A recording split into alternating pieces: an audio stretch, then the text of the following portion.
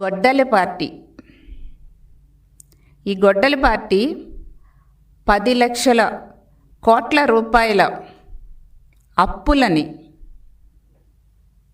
చేసేసి ఆర్థిక భారాన్ని రాష్ట్ర ప్రజలపై మోపేసి రాష్ట్రాన్ని నాశనం చేసేసి